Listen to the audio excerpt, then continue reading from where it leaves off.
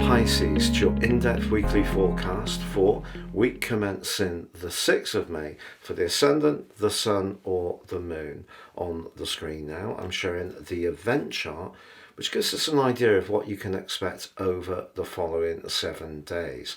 Now last week we had a very dramatic alliance forged between Pluto and Mars. The first time in the signs of Aquarius and Aries for over 200 years. And they're still very influential in your chart as this week begins.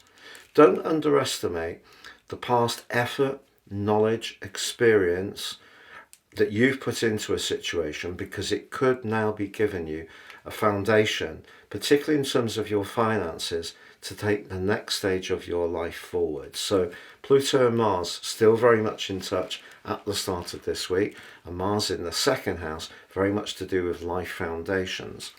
If you don't see something developing in terms of a financial context, those experiences you have can still shape your sense of worth. And it's important to respect wisdom. You know, we do tend to see things too much in terms of the material plane, and it's what's in our heart, our souls, that's so important. So do honour that. Also, the moon very close to the North Node as this week begins, another blessing. And also Mercury, which perhaps has seen some delays around money owed to you or some information over a contract. That's also revisiting Chiron for the third time. If there has been part of you that has felt somewhat incomplete, this is another opportunity this week to really seal in and respect and validate what makes you special. Now that's all the developmental stuff, but we also have some dramatic stuff in the here and now. And that comes from the new moon, which occurs on Wednesday. New moons are very exciting because the sun and the moon are unifying. So the thrust of the sun, the passion of the sun, with the sensitivity and the motion and perception of the moon.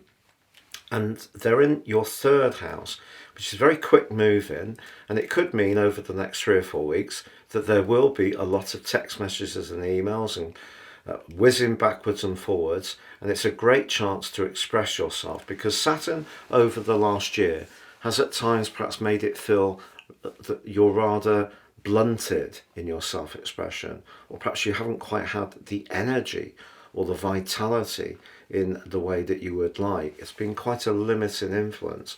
But Saturn comes back to you this week by linking so well with the new moon, but also by the end of the week with Venus, also like the sun and the moon, in your third house of everyday communication.